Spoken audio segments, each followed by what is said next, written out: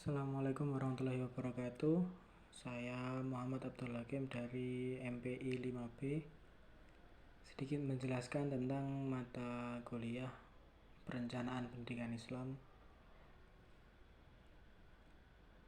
Langsung saja. Yang pertama yaitu model perencanaan pendidikan. Model perencanaan pendidikan merupakan suatu acuan yang digunakan dalam penyusunan program yang akan dilaksanakan. Suatu lembaga pendidikan agar dalam proses perencanaannya dapat berjalan sistematis dan sesuai dengan tujuan yang ditetapkan. Pada umumnya terdapat 4 model perencanaan. Yang pertama yaitu model komprehensif. Model ini yang sering digunakan untuk menganalisis perubahan-perubahan pada lembaga pendidikan. Yang kedua, model target setting, yaitu tentang yang biasa digunakan pada saat melaksanakan proyeksi untuk memperkirakan tingkat perkembangan pada kurun waktu tertentu. Untuk yang ketiga yaitu model costing atau pembiayaan dan keefektifan biaya. Model ini bisa digunakan untuk mengukur tingkat efektivitas dan efisiensi biaya pada proses perencanaan. Untuk yang terakhir, model planning, programming, budgeting system merupakan model yang digunakan untuk menetapkan tujuan, mengembangkan program-program untuk dicapai, menemukan besarnya biaya dan alternatif, dan menggunakan proses penganggaran yang merefleksikan kegiatan program jangka panjang. Untuk selanjutnya yaitu metode perencanaan pendidikan. Metode perencanaan pendidikan Islam merupakan cara atau langkah dalam sebuah strategi yang dilakukan dalam penyusunan sebuah perencanaan di dalam ruang lingkup pendidikan.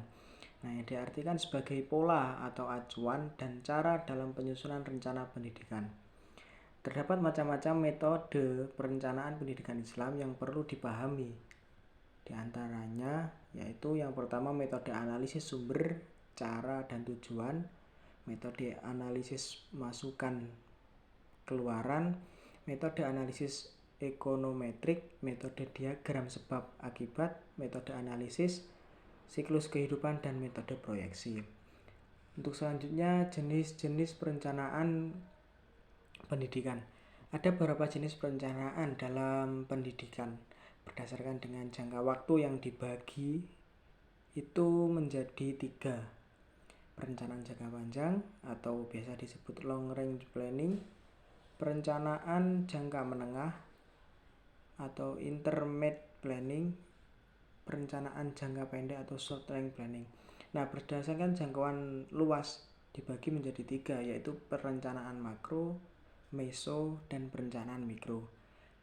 Berdasarkan sifatnya itu perencanaan dibagi menjadi 5. Perencanaan yang dibuat berdasarkan fakta nyata, perencanaan yang dibuat berdasarkan hasil penalaran, regio planning, flexible planning, dan continue planning. Untuk yang selanjutnya, tahapan proses pendidikan Islam. Tahapan proses perencanaan pendidikan Islam. Tahapan proses perencanaan pendidikan Islam yang perlu diperhatikan dan semestinya dilalui diantaranya yaitu tahapan pengumpulan dan pengolahan data, tahapan need assessment, tahapan perumusan tujuan dan sasaran, tahap perumusan program dan proyek, tahap uji kelayakan, dan tahap pelaksanaan rencana, serta yang terakhir tahap evaluasi dan revisi.